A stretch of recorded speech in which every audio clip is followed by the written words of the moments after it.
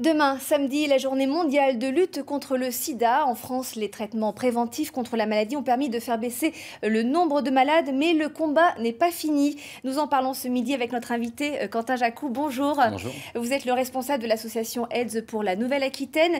Quelques chiffres d'abord concernant la région. 7500 personnes sont actuellement prises en charge dans les différents hôpitaux de notre région et 1400 personnes séropositives ignoreraient leur séropositivité, dont 400 en Poitou-Charentes.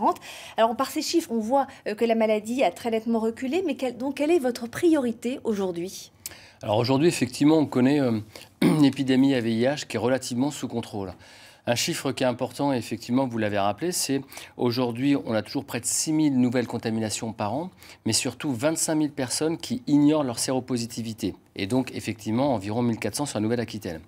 La difficulté, c'est qu'aujourd'hui, quelqu'un qui ignore sa séropositivité, potentiellement, contamine des partenaires. Et donc, c'est là où il faut enrayer la chaîne de contamination. Donc aujourd'hui, le message, il est important, c'est le préservatif reste la norme préventive. Et d'ailleurs, la ministre de la Santé a fait une annonce là, en début de semaine autour du remboursement des préservatifs. C'est une mesure qui est importante.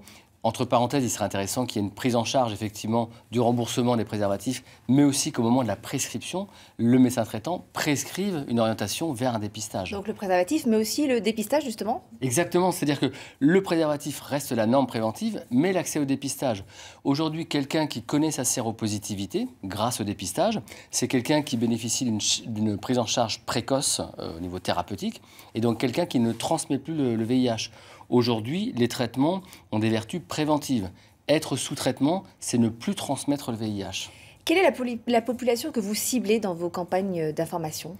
Alors tout au long de l'année, on est sur un ciblage, c'est par rapport à des données épidémiologiques. On travaille vraiment auprès des populations cibles, à savoir principalement les homosexuels masculins, la population migrante.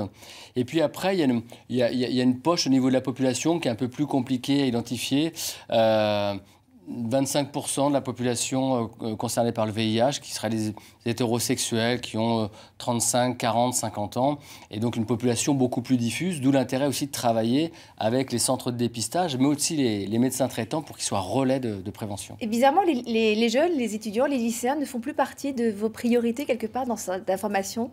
Non, effectivement, par rapport au VIH, les lycéens ce n'est pas la population cible. Néanmoins, ça ne veut pas dire qu'il n'y a pas de travail à faire en matière de santé sexuelle, sur l'accès à la contraception, par rapport aux IST, sur les violences sexuelles faites à l'orientation sexuelle ou autre. Il y a un gros travail à faire en matière de santé sexuelle. Mais au niveau du VIH, c'est vrai que ça ne fait plus partie, et heureusement, des populations cibles.